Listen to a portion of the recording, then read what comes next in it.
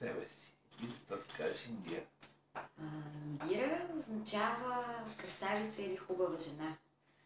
Индира е женският еквивалент на всемогъщият бог Индра, което по-своему е равносилно на Зевс, който отговаря за небесното царство, за гръмотевиците.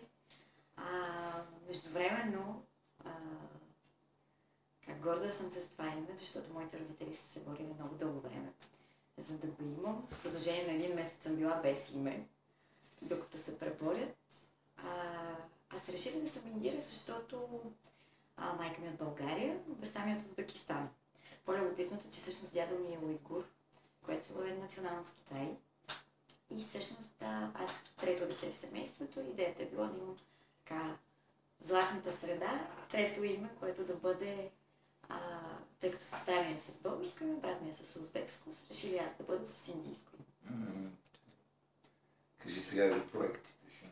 За проектите най-новото покрай мен, най-голямата ми гордост е един проект, който аз много дълго време исках да реализирам и с който ми трябваше вдъхновител да мога да стилизирам в една обща концепция. Така се роди Fat Burning Dance Studio.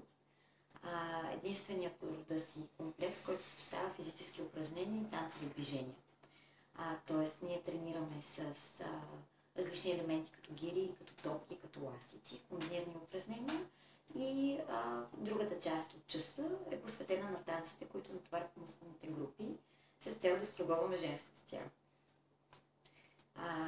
Комплексът вече съществува 3 месеца и съм много доволна, че за тези 3 месеца има възможността да се разширя на 3 места и да преподавам на много приятни момичета, които идват и се забавляват и които работят над физическото си душевно здраве в рамките на 1 час.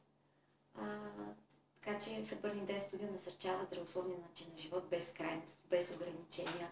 В страницата си във Facebook имам една рубрика, която се казва Изпитано и проверено, изхождайки от собствения си опит, която съдържа съвети, козметични и не само, изпитани от мен, за здравословния начин на живот, за хранене, за поддържане на красиво и здраво тяло.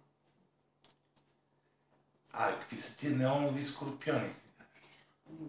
За мен беше неизбежно да не използвам сблъсък си с скорпионите в един реалити формат. Затова реших, че другото нещо, с което се занимавам, парти концепциите, които организирам, авторски парти концепции, които адаптирам или създавам, с боди арт, с сценография, с осветление, реших, че е време да направя нещо, което да има маркетингов ефект. И така създадох парти концепциите си Скорпила. Казаха ми, че когато съм изяла 2 скорпиона... И един те ожили. Един ме ожили и въпреки това беше изяден. Когато съм ги изяла, съм изпила тяхната сила. С това реших Скорпила, Скорпион, изпила сила. Една женска тема с неонова визия, с много атрактивен грим и костюми и с едни прекрасни холандски скорпиони, които също светят. И това предстои да се състои като турне година. И последно да ни кажеш, ти имаш снимки като Снежанка. Представи си, че си Снежанка, искаш да пожелаеш на нашите читатели нещо като Снежанка. Ние ще ти пуснем и снимки на Снежанка, да те видят как изглеждаш като Снежанка. Декември месец е много, много мил и удовлетворен месец от годината, в който всеки един човек си прави равносметка как е протекла тя. Аз бих искала да пожелая на хората да бъдат ведри, да бъдат дълновидни, гледат в перспектива и поне през декември месец към края на годината да могат да бъдат по-добри. Може да е клише, но все пак това е момент на равносметка. Нека да бъдат по-добри, по-топли, по-щедри и по-усмихнати.